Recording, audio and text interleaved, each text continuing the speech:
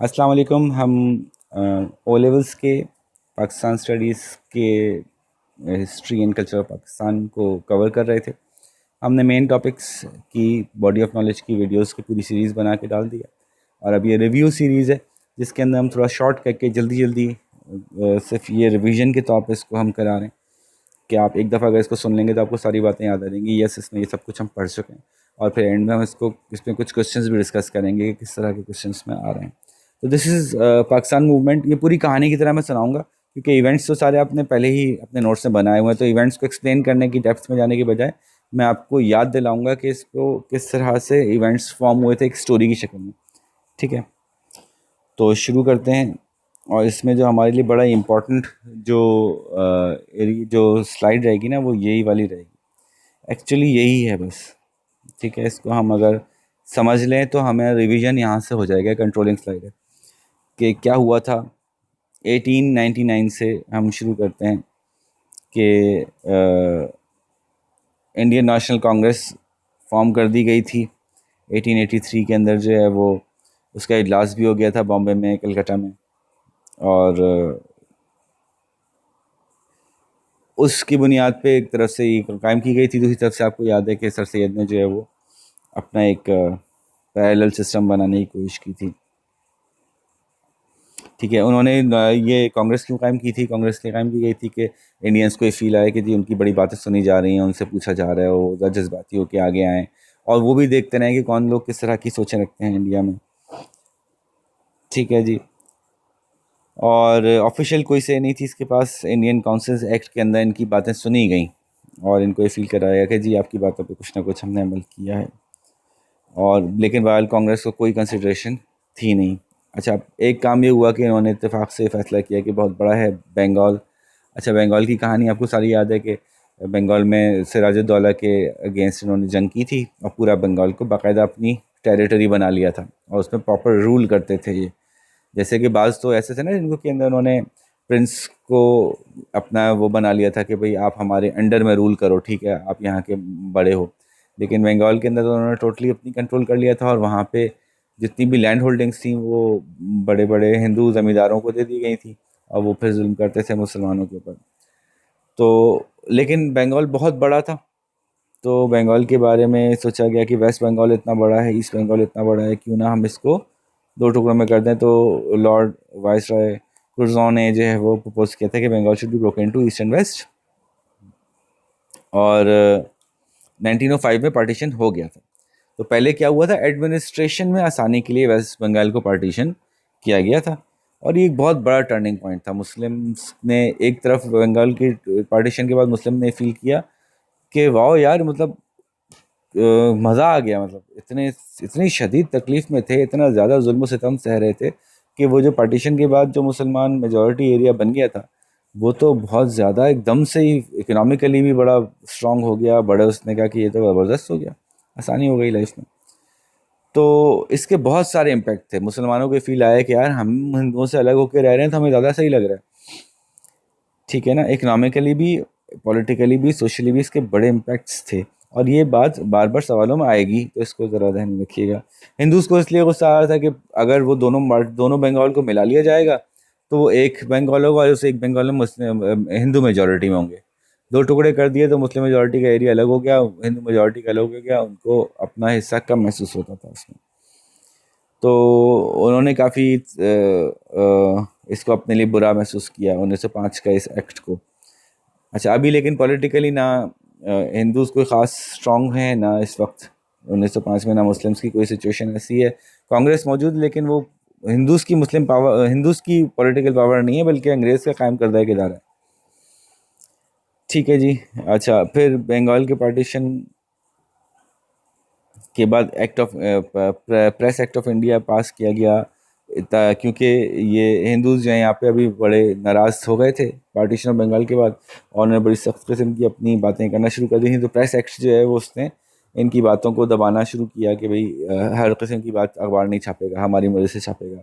स्वदेशी मूवमेंट, जो कि मैं पहले ही बता चुका हूँ कि जिसमें कि बरतानिया के गुड्स का बाइकआउट किया जाए। हम अभी सारी मूवमेंट वो चला रहे हैं और हम यहाँ से देख रहे हैं यार हमें तो बड़ा फ़ायदा हुआ। तो मुस्लिम्स को थोड़ी सी एक जागे भी वो कि यार ये हमारे दोस्त नहीं हैं एक्चुअली, हमारा जिसमें फ़ायदा हो रहा है उसमें इनको बड़ी तकलीफ़ हो रही है। तो रेवोल्यूशनरीज और जो भी इनकी हिंदू पार्टीज़ के लीडर्स हैं उनसे जेल भरे गए थे। 1905 में लॉर्ड मिंटो जो है वाइसरॉय बने थे और उन्होंने इसको रिजॉल्व करने की कोशिश की थी कि हिंदूज के साथ उनका मसला हल हो। इधर मुसलमानों को एक बड़ा अच्छा मौका मिल गया था कि भाई अच्छा इतने अरसे से देख रहे हैं 57 से कि मुसलमान पीछे हैं और हिंदू हर चीज़ में अपने हिसाब से अंग्रेज़ों के साथ आगे से आगे हैं और मुसलमानों के पास सारा ब्लेम है। 57 से चलता चला आ रहा है, आज तक सारी बुराइयों का ब्लेम उन्हीं के पर है। इस वक्त ज़रा हिंदूज़ और ब्रिटिशर्स के रिलेशन थोड़े से डाउन है, क्यों ना हम अभी अपने आप को आगे करके उनके साथ रिलेशन बेहतर कर लें ताकि इवेंचुअली हमें इस तरह के और मौके मिले पार्टीशन ऑफ बंगाल की तरह के। तो इन्होंने एक डेपुटेशन बना के उनसे मुलाकात की, शिमला डेपुटेशन कहलाता है। तो इन्होंने जो है वो मैंने पूरी तफसीलात तो बताई। तो 1905 में जो है वो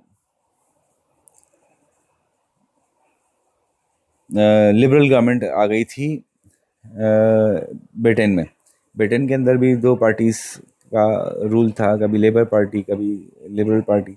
ये लोग आप आते जाते रहते थे। उनको ये फील हो रहा था कि अब आहिस्ता आहिस्ता ब्रिटेन में डेमोक्रेसी आ रही है। अगर ब्रिटेन में डेमोक्रेसी आ गई तो क्या डेमोक्रेसी इंडिया में भी आ जाएगी। और इंडिया की डेमोक्रेसी के साथ इश्यूज़ थे कि वो हिंदू मेजॉरिटी है, अगर यहाँ proper democracy without settling the issues के मुसलमानों का क्या होगा और दूसरी माइनॉरिटीज़ का क्या होगा, अगर आ गई तो फिर तो सब माइनॉरिटीज़ को चल दी जाएंगी। तो एक डेपुटेशन सर आगा खान की सरबराही में जो है मुसलमानों ने भेजा था, जिन्होंने लॉर्ड मिंटो को विज़िट किया था शिमला में, और वहाँ पर उन्होंने कहा था कि मुसलमान ब्रिटिश के साथ अच्छे ताल्लुकात चाहते हैं वगैरह वगैरह। ठीक है, सारी तफसीलात आपके पास लिखी हुई हैं कि क्या चाहते थे। ठीक है, लॉर्ड मिंटो ने जो वो एक्सेप्ट किया कि ओके गुड, हमें आपकी बात समझ में आ रही है।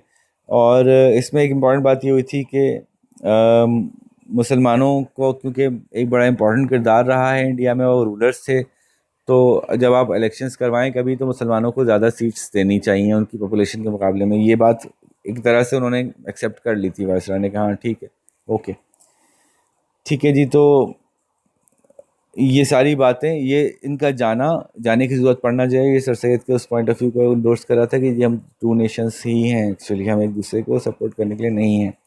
और फिर मुस्लिम लीग फॉर्म हुई। नेक्स्ट अब देखें स्टेप बाय स्टेप चलता हुआ आ रहा है। कांग्रेस फॉर्म हुई, कांग्रेस का सर सैयद ने बाइकआउट किया। उन्होंने कहा हमारे काम की नहीं है। वो मोहम्मदन सोसाइटी बनाई। मोहम्मदन सोसाइटी हर साल मिलती रही और हर साल उनको रियलाइज़ होता गया कि यार ये वाकई हमें रिप्रेजेंट नहीं करते, सिर्फ अपनी मर्जी की बातें करते हैं। और फिर पार्टीशन ऑफ बंगाल हो गया जिसमें कि हिंदुओं ने बहुत प्रोटेस्ट किया। मुसलमान हैरान रह गए कि यार इतनी अच्छी तो चीज़ हो गई और ये हमारे खिलाफ प्रोटेस्ट कर रहे हैं। और फिर मुसलमान जो है 1905 में उसी मोहम्मदन कॉन्फिडेंस के दरमियान उनको ये रियलाइजेशन हुई कि हमें अपनी रिप्रेजेंटेशन प्रॉपर बनानी पड़ेगी। और यूँ मुसलमानों ने मुस्लिम लीग फॉर्म की थी। और 1906 का जो 20th सेशन हुआ था मोहम्मदन एजुकेशन कॉन्फ्रेंस में, उसमें नवाब वक़ारुल मुल्क ने ये अब रेजोल्यूशन पास की थी और उसके ऊपर सब एग्री कर गए कि ठीक है, इन ऑब्जेक्टिव्स की बुनियाद पर हम इक़दाम बना रहे हैं जो मुस्लिम्स के राइट को प्रोटेक्ट करेगी, मुस्लिम्स की रिप्रेजेंटेशन बढ़ाएगी गवर्नमेंट के अंदर में, डिसीजन मेकिंग प्रोसेस के अंदर ब्रिटिश के और मुस्लिम्स की रिलेशनशिप बेहतर करेगी, मुस्लिम्स और दूसरी कम्युनिटीज़ जो हैं इंडिया में उनके आपस में ताल्लुकात को बेहतर करेगी ताकि मुस्लिम्स की ज़िंदगी वहाँ पे आसान हो।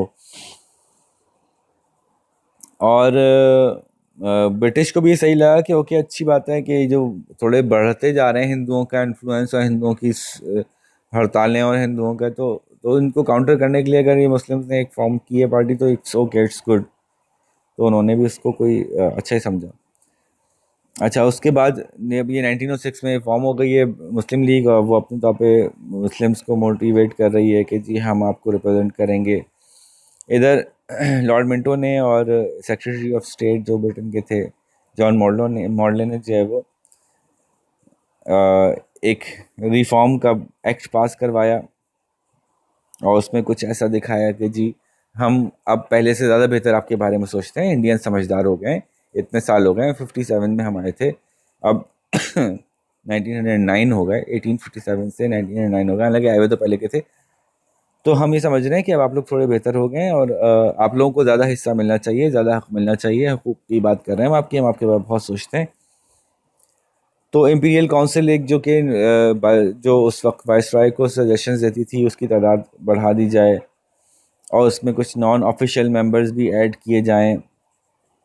सेंट्रल एग्जीक्यूटिव काउंसिल को बढ़ा दिया जाए, उसके मेंबर्स को बढ़ा दिया जाए एग्जीक्यूटिव काउंसिल में। एग्जीक्यूटिव काउंसिल क्या होती है?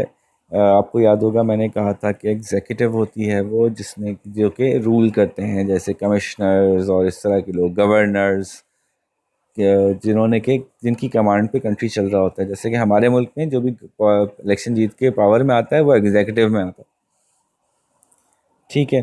तो एग्जीक्यूटिव के मेंबर बढ़ेंगे तो ऑटोमेटिकली फिर और पब्लिक से लोग आने का चांस बढ़ जाएगा, तो ये इस तरह से मेंबर बढ़ाने का और ज़्यादा एरियाज कवर होंगे। प्रोविंशियल काउंसिल सूबों के ऊपर और मुल्क को चलाने के लिए इन्होंने यही तरीक़ेकार रखा हुआ था कि एक काउंसिल होती थी जो एडवाइजरी रोल में होती थी और एक काउंसिल होती थी जो कि एग्जीक्यूटिव होती थी। एग्जीक्यूटिव सारी की सारी ब्रिटेन के अंडर में होती थी और जो एडवाइजरी काउंसिल होती थी मशवरे देती थी, उसमें वो हर तरह से लोग ले लेते थे। तो प्रोविंशियल काउंसिल्स जो हैं वो बढ़ा दी गई थी। बड़े काउंसिल्स में, बड़े सूबों में जो है वो 50 मेंबर्स कर दिए गए थे उसके अंदर, और छोटे सूबों में 30 मेंबर कर दिए गए थे, पहले से बढ़ा दिए गए थे। मुस्लिम रिप्रेजेंटेशन जो है उसको सेपरेटली इलेक्ट करवाया जा रहा था। ये बात कहाँ से आ गई? ये बात 1906 में जो सिमिलर डेपुटेशन किया था वहाँ से इनके जहन में मौजूद थी कि मुस्लिम्स को थोड़ा सा हमें देना है एक्स्ट्रा एज, और इससे फ़ायदा ये होगा कि ये अब समझदार हो गए, अच्छे हो गए, और ये हिंदूज के अगेंस्ट जो एक स्टैब्लिश हमें करके देंगे सिचुएशन, और एक बैलेंस हो जाएगा। अच्छा जी, काउंसिल सारी एडवाइजरी थी, उनके पास कोई एग्जीक्यूटिव पावर नहीं थी, मैंने पहले बता दिया। और ब्रिटिश ने इन मिंटो मॉर्ले रिफॉर्म्स के अंदर जो है वो ये साबित कर दिया कि पहली दफ़ा ऑफिशियली ये मान लिया गया कि जी मुस्लिम्स का इलेक्टोरेट सेपरेट होगा। ये लफ्ज़ ना अपने आपको बिल्कुल क्लियर होना चाहिए, सेपरेट इलेक्टोरेट का क्या मतलब होता है, ये अच्छी तरह से क्लियर होना चाहिए कि जी अगर आपके पास 100 सीटें हैं और आपने कहा 30 मुस्लिम लाजमी आएंगे, तो फिर इन 30 सीट्स पे सिर्फ मुस्लिम ही इलेक्शन लड़ेंगे। बाकी जो 70 सीटें हैं उन पर खुली लड़ाई होगी, मुस्लिम भी लड़ेगा, नॉन मुस्लिम भी लड़ेगा, लेकिन इन 30 सीटों पर सिर्फ मुस्लिम इलेक्ट करेंगे और जो भी मुस्लिम जीतेगा वो इस सीट के ऊपर आ सकता है। तो ये सेपरेट इलेक्टोरेट जो है वो इस बात को इंश्योर करता है कि माइनॉरिटी की रिप्रेजेंटेशन हो रही है। लेकिन फिर ये एक गड़बड़ हो गई कि नए वाइसरॉय हार्डिंग, और हार्डिंग साहब जो हैं उनकी वापस से सेटिंग ज़्यादा बेहतर मुस्लिम के ख़िलाफ़ थी और हिंदूज के साथ सेटिंग उनकी बेहतर थी। तो उन्होंने बड़ा सुना जी इस बात को कि हाँ भाई बड़ा मसला है, ये तो बड़ा प्रॉब्लम हो गया है और हम ज़्यादा अरसे हिंदूज के साथ अपने ताल्लुकात ख़राब रख नहीं सकेंगे, तो बहुत अच्छा है कि हम इसको रिवर्स कर दें किसी तरह से। और मौका इसके लिए इन्होंने ढूंढा वो जबकि बादशाह विज़िट के लिए आए हुए थे इंडिया पे। उसकी तस्वीरें भी आपको मिलेंगी, यानी इवन आपको जो आप एग्ज़ाम देने जाएंगे तो उसमें तब बाज़ों का ऐसा होता है कि तस्वीर दिखाई जाती है बादशाह सलामत की कोरोनेशन का, बादशाह सलामत की इंडिया आमद का वक्त है। अब बताइए उस वक्त क्या हुआ था? सबसे इम्पॉर्टेंट इवेंट यही हुआ था कि जी रिवर्स हो गया था पार्टीशन ऑफ बंगाल। तो ये बड़ा मसला था, हिंदू की जो मेजॉरिटी थी उसके आगे उन्होंने घुटने टेक दिए थे, और मुसलमानों को बहुत क्लियर हो गया था कि हिंदू सिर्फ हमारे ऊपर रूल ही करेंगे, हमें दबा के रखेंगे अगर वो पावर में आ गए तो। और मुस्लिम लीग की इंपॉर्टेंस में काफ़ी बढ़ गई थी। तो अब इवेंट कैसे चलते हुए आ रहे हैं, वापस से जल्दी से एक फटाफट गो थ्रू करते हैं। कांग्रेस बनी, सर सैयद ने अपनी मोहम्मडन बना ली, उसकी बुनियाद पे अचानक से पार्टीशन ऑफ बंगाल हो गया, एक हैरत अंगेज़ चीज़ हो गई और मुस्लिमों को बड़ा मुस्लिम से फ़ायदा हुआ है, हिंदू एहतजाज कर रहे हैं। उसके नतीजे में मुसलमानों ने सिमिलर डेपुटेशन में अपने बंदे भेज के उन ब्रिटिशर्स को कहा कि नहीं यार हम आपको सही समझ रहे हैं, हमने बड़ा अच्छा काम किया और जी आप हमारे लिए थोड़ा और बेहतर सपोर्ट करें। और उन्होंने कहा ओके हम करते हैं, और उसी के नतीजे में इंटू मॉडल रिफॉर्म्स के अंदर मुसलमानों का नाम अलग से आ गया। मुसलमान खुश ज़बरदस्त। इस दौरान मुसलमानों ने 1906 में एक मॉडर्न कॉन्फ्रेंस में मुस्लिम लीग भी बना ली अपनी रिप्रेजेंटेशन के लिए। ये सब चल ही रहा था कि 1911 में उन्होंने खट करके पार्टीशन ऑफ बंगाल को रिवर्स कर दिया, जिससे कि ये साबित हुआ कि यार ये तो बड़ा मसला है, और फिर मुस्लिम लीग की इंपॉर्टेंस भी काफ़ी बढ़ गई थी। इधर दुनिया में जो जंग चल रही थी बाल्कन वॉर्स कहलाती हैं, जिसमें कि ऑटोमन एम्पायर का जो है वो यूरोपीय कुछ नेशंस के साथ, 3 नेशंस के साथ झगड़ा चल रहा था और आपस में एक दूसरे के साथ लड़ाई हो रही थी। और उस जंग के अंदर जो है वो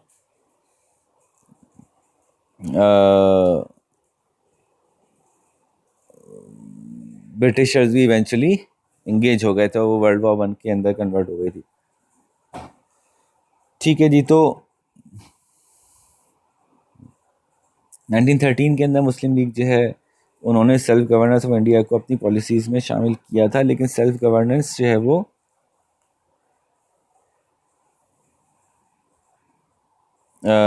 एक्चुअली कांग्रेस की डिमांड थी। सेल्फ गवर्नेंस को टोटल इंडिपेंडेंट सेल्फ गवर्नेंस को कांग्रेस डिमांड कर रहा था।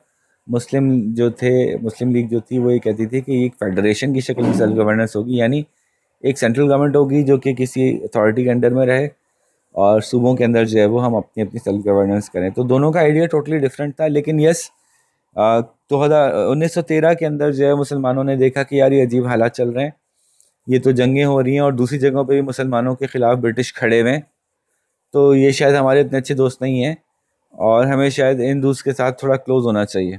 ठीक है ना, ये शिफ्ट आ रहा था, थोड़ा सा कुछ वक्त के लिए आया, थोड़ा अरसे का ये धोखा लगा।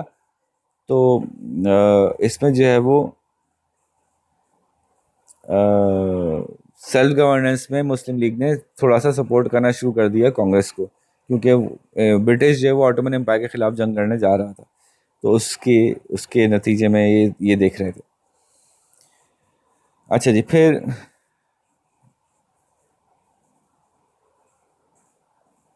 मोहम्मद अली जिन्ना ने जो है वो भी ज्वाइन की थी आपकी मुस्लिम लीग इस वक्त पे, और 1914 में वर्ल्ड वॉर वन स्टार्ट हो गई, जिसमें इंडियंस ने जो है ब्रिटिशर्स को सपोर्ट किया। उनके वादों के बाद उन्होंने बहुत से वादे किए थे, इसके बाद उन्होंने सपोर्ट किया, और इसको बाद में उन्होंने एक्नॉलेज भी किया कि हाँ भाई इंडियन ने बहुत सपोर्ट किया था। उसमें उन्होंने हर तरह के वादे किए थे।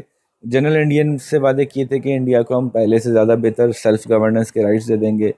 कुछ मुस्लिम से वादे किए थे कि ये ऑटोमन एम्पायर के साथ ऐसा नहीं करेंगे, वैसा नहीं करेंगे, ये सब कुछ बहुत सारे वादे थे इसके अंदर, जिसके बाद लोगों ने शुरू किया था। इधर जब वर्ल्ड वॉर वन में ये शामिल हो गए थे ब्रिटिशर्स, तो बहुत से लोगों को ये लगा था कि अभी इधर से जंग में चले गए हैं और अभी कमज़ोर हो गए हैं, क्यों ना इस वक्त हम यहाँ से भी एक धक्का लगा के इनको यहाँ से निकाल ही दें। तो मुख्तलिफ तरह की तहरीकें चली थी, लेकिन वो फटाफट इन्होंने ज़रा भी देर नहीं लगे उन तहरीकों को चलने में। उसमें से रेशमी रुमाल तहरीक से लेटर तहरीक भी थी जो मुसलमानों की थी, कि उसमें वो कोशिश कर रहे थे कि बैक वक्त 2-3 जगहों से जो है वो हमला हो। ये सारी बातें हमने डिटेल में की हैं डिस्कस। ठीक है जी, तो लेकिन ये जो इधर उन्होंने कहा हम यहाँ वर्ल्ड वॉर वन लड़ रहे हैं और यहाँ पे अब अंदर से कुछ लोग हमारे खिलाफ ऐसी ऐसी बातें कर रहे हैं, तो ब्रिटिशर्स को तो मौका चाहिए होता था, जस्टिफिकेशन चाहिए होती थी सख्ती करने की।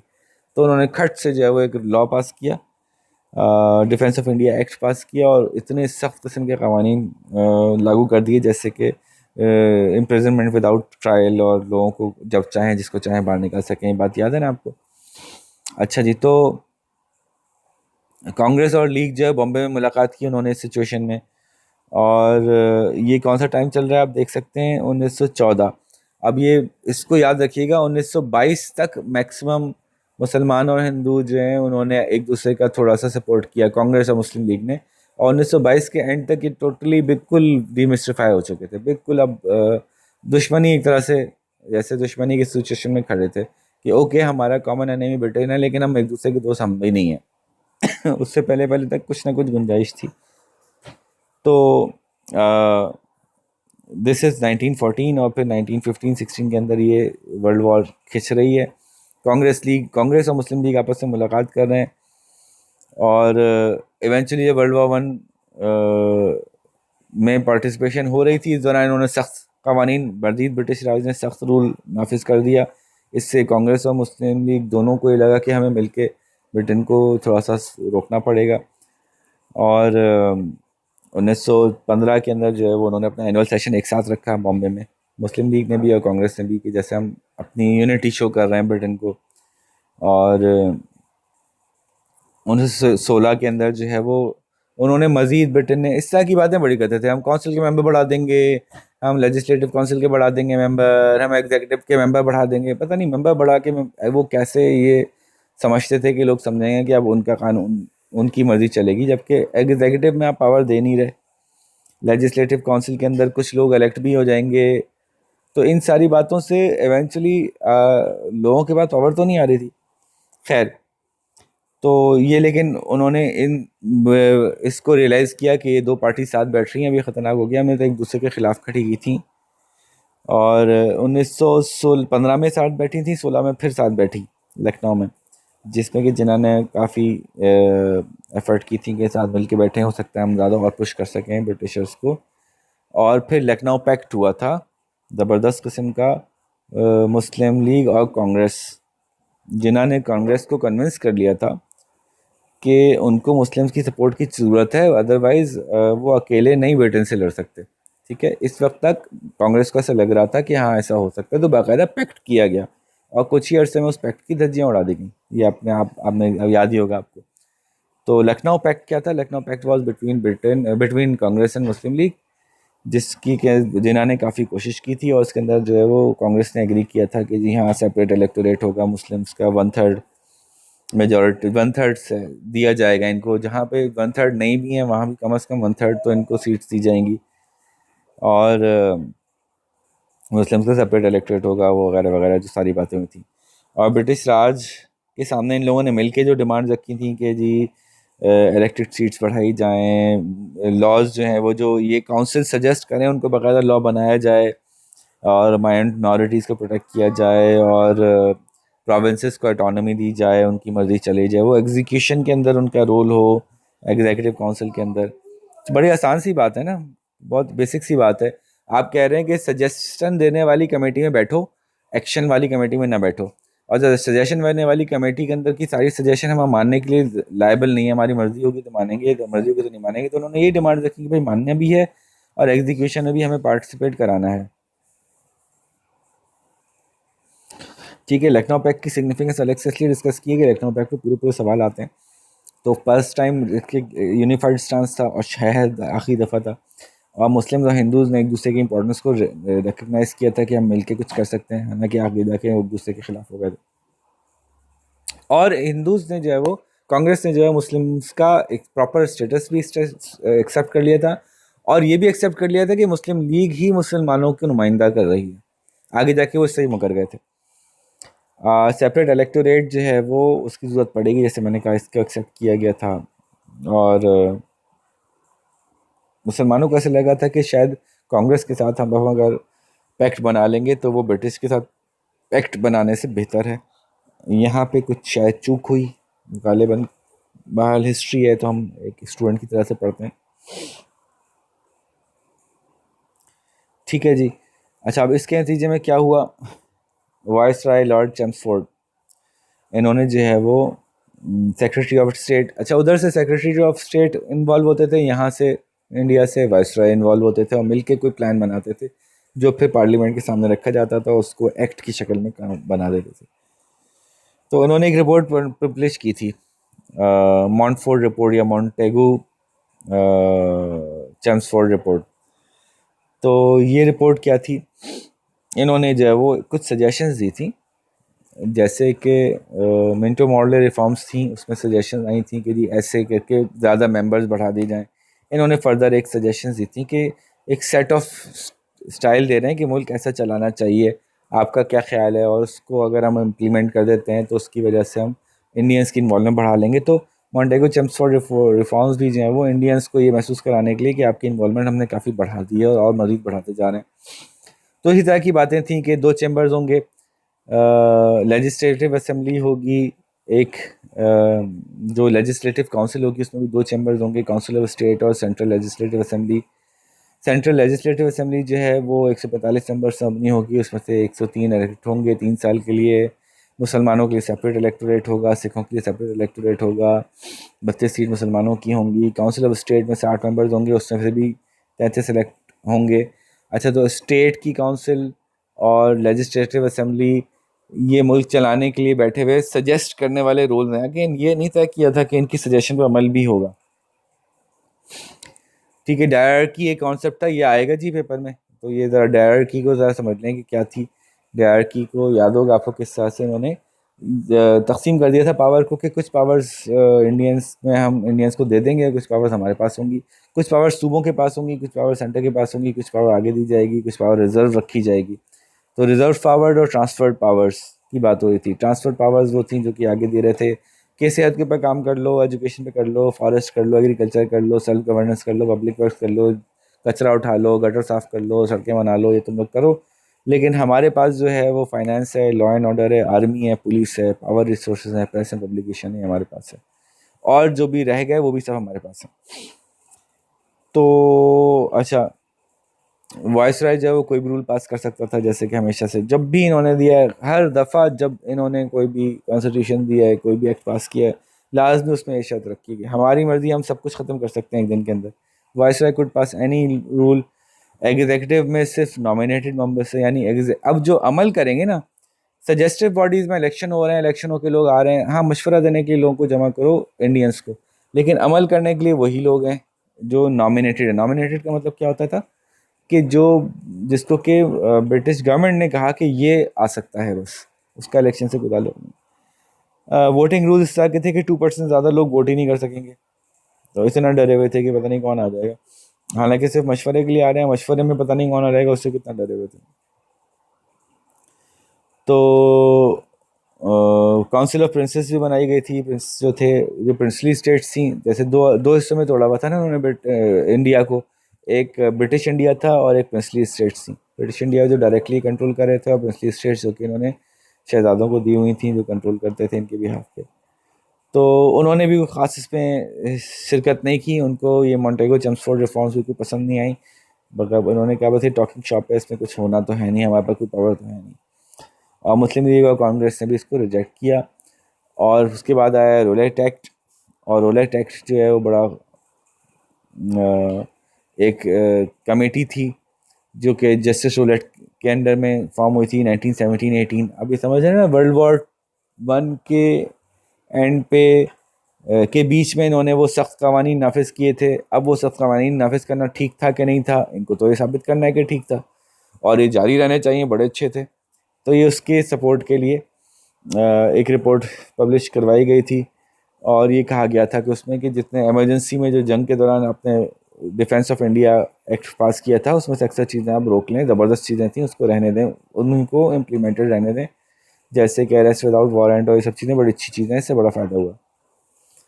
तो इस बुनियाद पे जो जो उन्होंने काउंसिल्स बनाई थी, उन काउंसिल्स के में जिना भी मौजूद थे, जिन्हों ने उनकी जो काउंसिल्स थी लेजिस्लेटिव काउंसिल, उससे रिज़ाइन किया था। गांधी ने जो है वो हड़ताल शुरू कर दी थी। ये 1919, 20, 21, 22, इधर गांधी साहब को ये समझ में आ गया था कि मेरी हड़तालों से कोई फ़र्क पड़ रहा है। ठीक है, तो वायसराय ने उनकी अपोजिशन को बिल्कुल किसी तरह से भी खाते में नहीं लाया, और रिकमेंडेशन एक्सेप्ट की गई और ये पास कर दी गई 1919 में। और उसके नतीजे में मुख्तलिफ़ जगहों पे जो भी धरने जलसे थे उनके ऊपर काफ़ी सख्ती की गई, मारा पीटी हुई, लोगों को ठीक ठाक उनको को दबाया गया।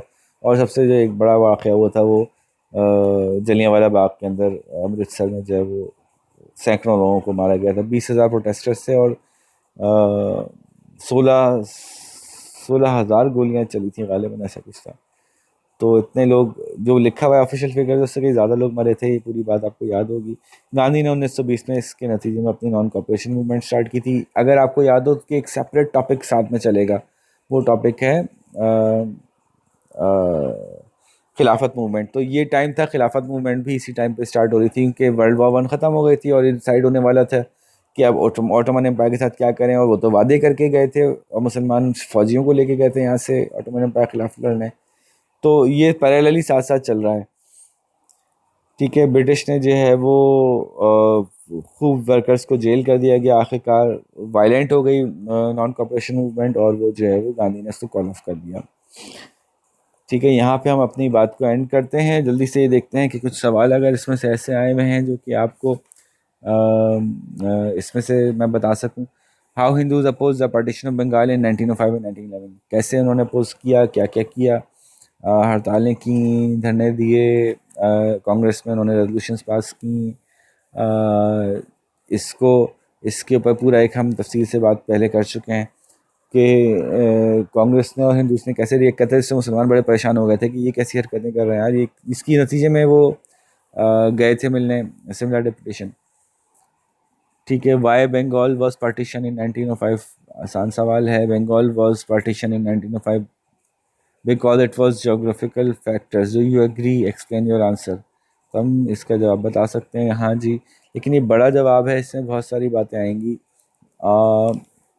तो ये मैंने बात पीछे भी कहा था कि बंगाल के बारे में टॉपिक जो है ना, ये इंपॉर्टेंट टॉपिक है। इसको इसको आपको पूरा अच्छी तरह से सारे पॉइंट्स आपको याद होने चाहिए, ताकि आप उसको बड़ा मैटर लिख सकें। 14 पॉइंट का मतलब होगा कि कोई 45-50 के करीब लाइंस आप लिख रहे होंगे।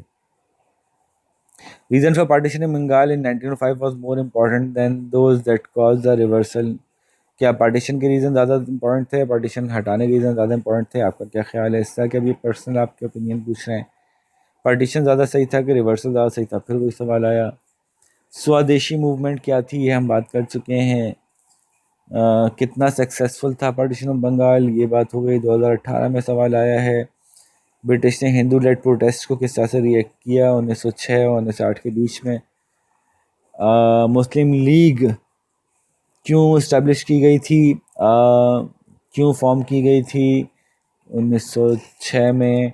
मुस्लिम लीग जब इस्टेब्लिश की गई थी, तो जब हिंदूज़ के बाद अपनी पार्टी थी, तो मुसलमानों के बाद भी अपनी पार्टी होनी चाहिए थी। Do you agree? Was partition of Bengal the main reason for the formation of Muslim League? अब ये वाली सवाल जैसे है ना 14 नंबर के वही सवाल कि ऐसा है कि नहीं है। अच्छा, अब मैं आपसे क्या पूछूंगा इस पूरे सेक्शन में, तो मैं आपसे इवेंट्स पूछूंगा कि जी 1900 तो ये इसमें क्या हुआ था, इसमें क्या हुआ था। मुझे 1 वर्ड, 2 वर्ड, 3 वर्ड्स में जवाब बताएं कि क्या हुआ था, ये था क्या चक्कर। और उस पर मैं आपसे फिर ओरली डिबेट कर सकता हूँ कि अच्छा इसकी ज़्यादा तफसीलात में जाएं कि आपके ख्याल से क्या क्या अच्छा था, नहीं था। अच्छा, पार्लियामेंट्री रिफॉर्म्स पे काफ़ी सवाल मौजूद हैं कि इसमें सबसे इम्पोर्टेंट क्या हासिल किया मुसलमानों ने। कांग्रेस पार्टी जो है उसने क्यों अपोज़ किया था पार्लियामेंट्री रिफॉर्म्स को, और मुसलमानों की इसकी क्या अहमियत थी। वो बात है ना, उन्होंने जो सेपरेट इलेक्टोरेट एक्सेप्ट कर लिया था उसके एंड में।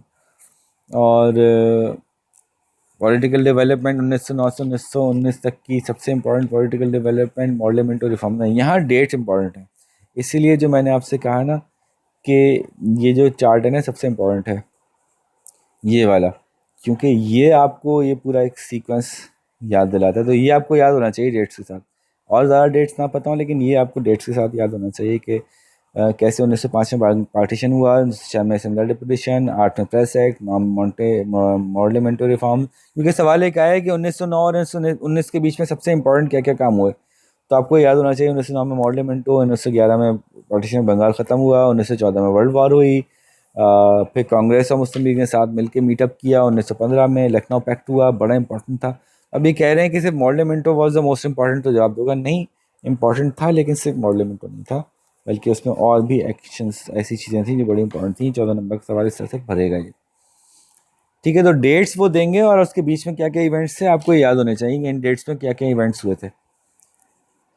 इंडियन काउंसिल्स एक्ट 1909 में जो पास हुआ था पार्लियामेंट्री रिफॉर्म्स के नतीजे में, उसकी क्या क्या टर्म्स थी।